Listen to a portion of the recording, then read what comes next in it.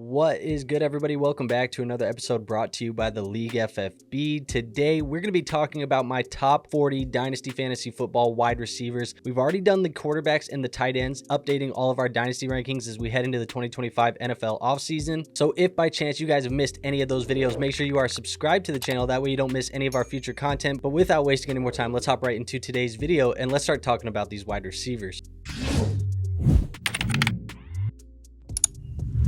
All right, so I got the tier maker pulled up on the screen. We got 7 tiers to get through all 40 wide receivers here in today's episode, working our way from wide receiver 1 all the way to wide receiver 40. Now, I will put a little bit of a disclaimer at the beginning of this video. Do not focus so much on the number next to the wide receiver. Focus more on the tiers, because when I'm looking at these wide receivers, I think you could make arguments for guys being ahead of certain players depending on the roster construction of your current build. So make sure that you keep that in mind when you're looking at these rankings. The tiers are more important than the overall rankings, but overall, this is how I'm looking at these players if you're doing a startup right now. But let's kick it off in my tier 1. Tier 1, I only have 2 wide receivers, and these are pretty simple players for me: Jamar Chase and Justin Jefferson. These are by far the best dynasty wide receivers in fantasy football. I don't think that there's really much to talk about for either of these guys. They've been dominant. They've been the top 2 guys at the position for many years now. They're going to continue to be 2 of the top players at the position for a very long time. With both of these guys under 26 years old, you got a lot of time left for them as well. And these guys, like I said, the fantasy points per game have been dominant.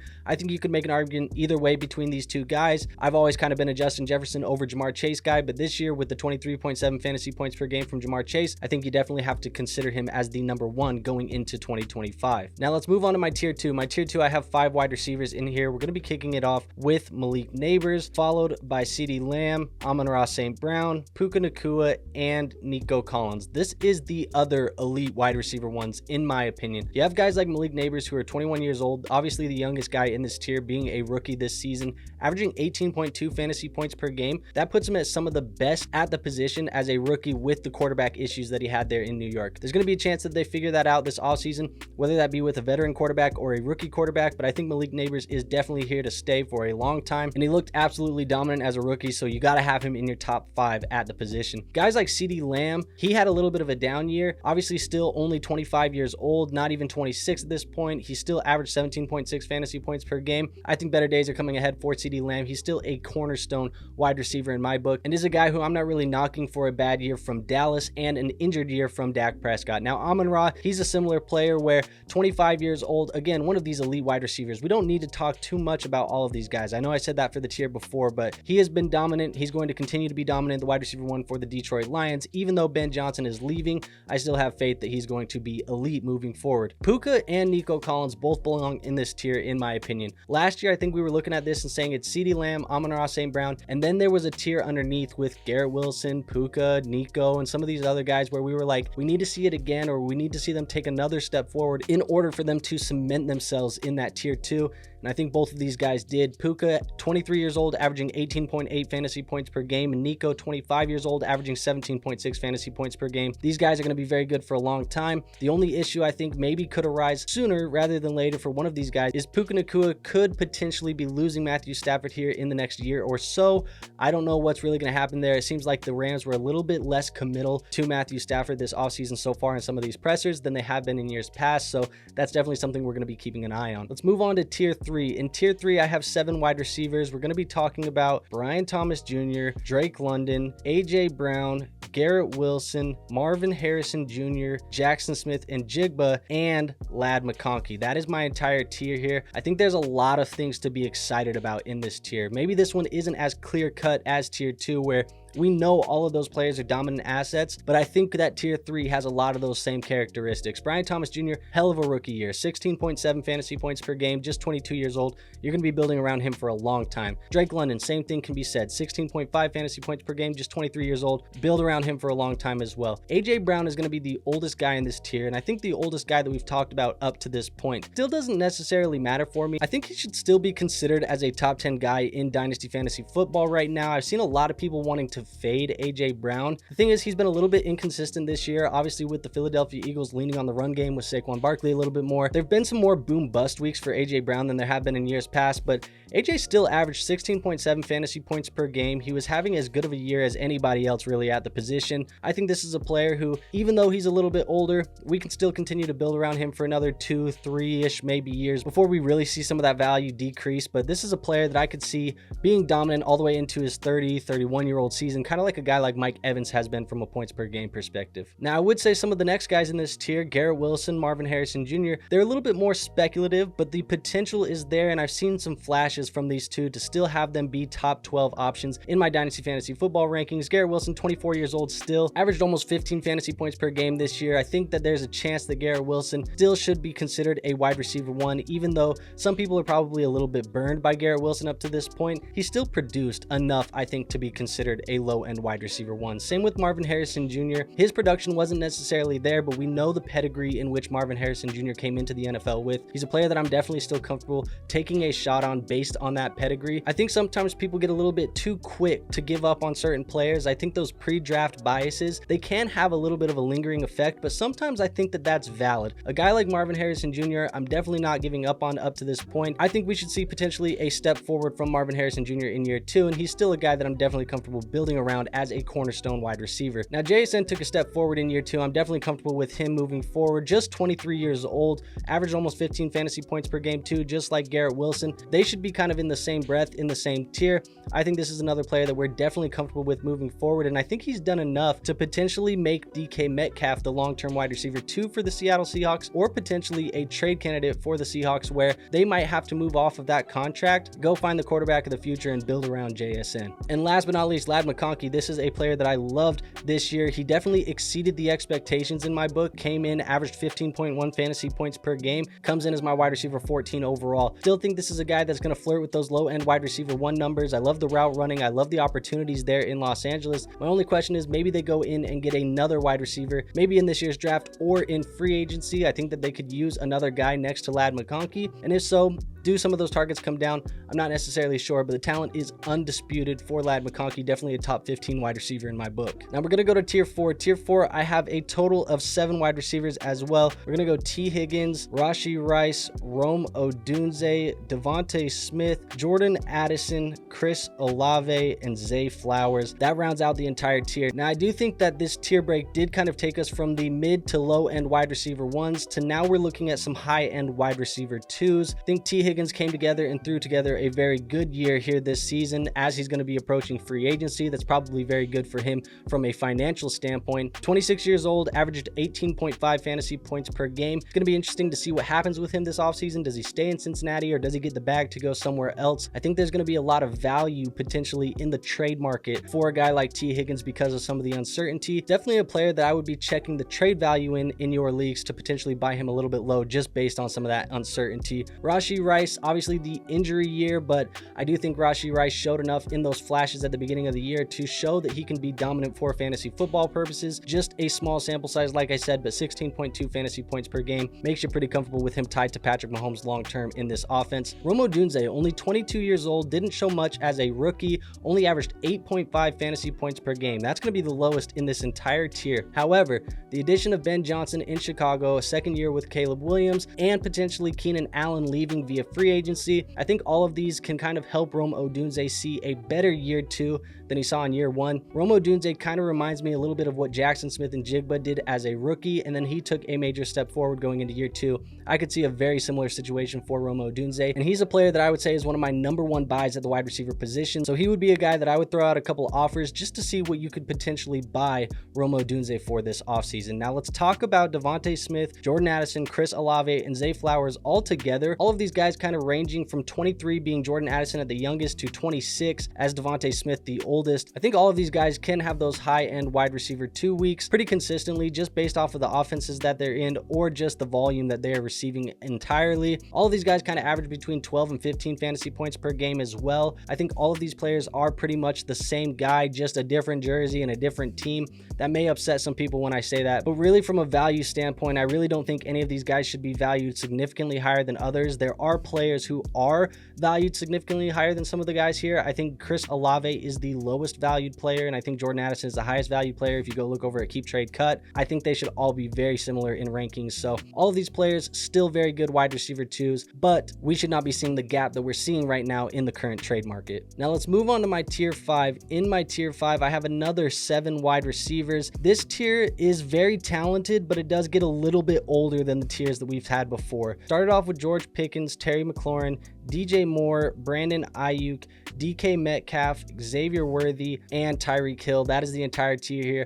Like I said, it gets quite older than the tiers above, and I think the youth is what pushes those guys obviously up our dynasty rankings. If you're looking from a contending lens, you can find a lot of players in this tier that are going to give you value at a discount just based off of the age. Some of the guys being Terry McLaurin at 29, DJ Moore at 28, Brandon Ayuk coming off of an injury at 27. Some of these guys like Tyreek Hill even almost going to be 31. There's a ton of value in the age in this tier, but let's talk about it entirely. George Pickens, 23 years old, averaged 11.7 fantasy points per game. I debated between having him in tier 4 and tier 5, but quite frankly, I just don't think he's done enough to be in the same type of conversation as guys like Devontae Smith and Jordan Addison. He has these boom weeks, but at the end of the day, he doesn't necessarily have the quarterback play, and there is some quarterback uncertainty there in Pittsburgh, so I do have him at the top of this tier instead of the back end of tier 4. Terry McLaurin, DJ Moore, Brandon Ayuk, and DK Metcalf, I kind of want to bunch all together. These are all players that I think have the ability to be low-end wide receiver 1s or high-end wide receiver 2s in your leagues based off of the value that they bring their real-life NFL offenses. All of these guys are pretty much treated as wide receiver 1s on their current NFL rosters, so I do love all of these guys from that perspective. Again, it comes down to the age. All of these guys are kind of caught in that limbo stage where they're not young anymore and they're not old, but they're just kind of waiting to get older. At least that's kind of the mindset that most dynasty managers go with is, hey, he's not young anymore, so I think his value should depreciate. Although sometimes that logic can be faulty, I do think that there is somewhat of a truth to it. All of these players I'm still very comfortable with on my rosters. I have no concerns about them long term, but their overall value is lower in rankings just due to the age. But these players, obviously like Terry McLaurin, had an incredible year. You can't deny that. Let's talk about Xavier Worthy. This is a player that I think has been rising up boards very quickly. I don't have him as high as the consensus is right now. He did only average 11 fantasy points per game this year. He's 21 years old. I think that there's a couple things that we need to consider. One, the 11 fantasy points per game isn't necessarily fair because you look at the first half and the second half of the season, those were two different stories. You do like to see that progression in the second half of the season, so I do want to bring that up. But another thing that I'd like to bring up is the fact that Rashee Rice was not on the football field for the majority of the year, and Isaiah Pacheco also missed some time, meaning that they had to lean on the receiving game a little bit more than they had on the run game when Pacheco was healthy earlier in the year. So there are some things that I like out of Xavier Worthy's year. I think people wanted him to come in and be a stud, and I think we're seeing that kind of skyrocket his value up boards right now. So I do want to pump the brakes just a tiny bit. I don't think that this is a bad player. I'm definitely excited about him going into year 2, but I've seen a lot of people trying to make arguments for Xavier Worthy being probably towards the top of that tier 4, and I don't necessarily think that that's right either. So he comes in for me as my wide receiver 27, and let's talk Tyreek Hill. This is a player whose value is going to be very hard to increase going into 2025. Now, obviously, he can come back out and play like Tyreek Hill. We've seen that in years past, but when you hit 31 years old, which is what Tyreek Hill will be going into the 2025 season, I think your value is pretty much stuck outside of the top 25. This is a player who could be a veteran buy, but this year was not a good one for Tyreek. 12.8 fantasy points per game. You definitely want to see him get that together in Miami potentially next year. We've seen some of the rumors of him wanting to be out of Miami. I don't know what's going to happen with Tyreek Hill, but there is a lot of uncertainty, and there definitely was some regression in 2024, so we're going to be keeping an eye on that, and that's why he comes in as my wide receiver 28. Now let's go to tier 6. Tier 6, I have a total of 6 wide receivers, and I think that there's a little bit more uncertainty in this tier. Still some talented players. We're talking about top 36 wide receivers, but Jalen Waddle, Jaden Reed, Jamison Williams, Josh Downs, Jalen McMillan, and Jerry Jeudy. That's the entire tier. Jalen Waddle's another guy that saw some regression this year. 26 years old, only averaged 9.4 fantasy points per game. Again, a lot of this had to do with Tua not being on the field. That kind of just stalled the entire offense for Miami. So we could maybe chalk this year up as a throwaway year for some of these wide receivers here in Miami, and that applies to Tyreek Hill as well. Jaden Reed had a little bit of a down year too after a good rookie year. I think he kind of broke out. People got excited, and now we're cooling off. He's 24, averaged 11.6 fantasy points per game. He's still my favorite wide receiver in that Green Bay offense. However, I do think that they probably need to go get a number 1 wide receiver or a true alpha type wide receiver. So Jaden Reed can probably be involved as a number 2, and they got to get him a little bit better usage. his usage wasn't great to end the year. So he's a player that I'm cooling on a little bit, even though I like the underlying metrics. Jameson Williams at 23 years old, he definitely broke out this year. I think a lot of people got excited about him. The Ben Johnson thing does kind of make me a little bit more nervous for Jameson Williams than it does Amon-Ra St. Brown. When you have a true alpha like Amon-Ra, he's still going to get his regardless. I think it's going to be a little bit different for Jameson Williams. I think it's going to be harder for him to get some of that creative play calling. We'll see what happens. We don't know who's going to be the OC at this moment, but I think Jameson Williams is a player that's risen up boards, and probably we need to pump the brakes just a tiny bit before we get some more certainty about the Detroit Lions. Josh Downs had a good year in flashes, averaged 13 fantasy points per game, and oftentimes he was the #1 receiver over a guy like Michael Pittman Jr., who has been a favorite of ours on this channel for a while now and has been very good for fantasy football purposes. I think Josh Downs, obviously being as young as he is and a player who is still going to be involved in this offense, you still like him.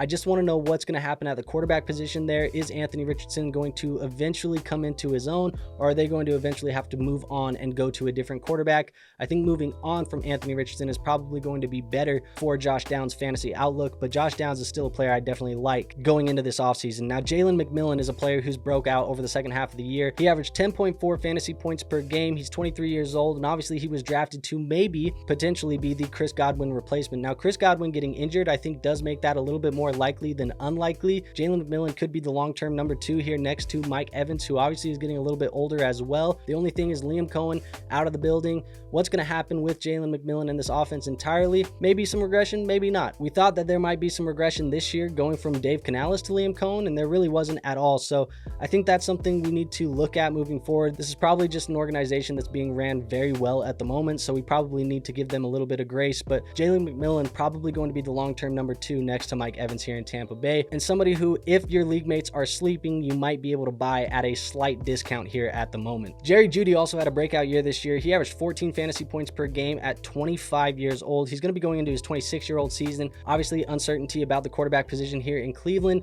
A lot of the production came when Jameis Winston was under center, but I don't expect Jameis Winston under center in 2025, nor Deshaun Watson. It's going to be somebody else. Will it be a rookie like Cam Ward, or is it going to be a veteran like Kirk Cousins? We're going to see what happens, but it does look like Jerry Jeudy is the #1 wide receiver for the Cleveland Browns, at least temporarily. And now let's move on to our last tier, and I do have tier 7 here. There's 6 wide receivers total in it. Coming in at 35, Chris Godwin. 36, Michael Pittman Jr., Courtland Sutton, Deebo Samuel, Mike Evans, and Devontae Adams. And there's definitely some point scorers in this tier. The issue is they're all much older, like I've mentioned. Godwin, he had the injury. He's a player who's a little bit uncertain right now too, especially being an unrestricted free agent. So 29 years old, coming off of that injury, it's going to be tough in 2025 for him to be at 100%. He did average 17 fantasy points per game, so still a player in my top 36. I do kind of want to group the next 3 guys, Michael Pittman Jr., Courtland Sutton, and Deebo Samuel, into the same bucket. They're all kind of the same age, similar players, and guys who I think their value is a little bit suppressed at the moment. You can probably get these guys fairly cheap. Maybe Courtland Sutton is the most expensive because he did have a pretty good year, but again, he's going to be a player who's going into his 30 overall season, so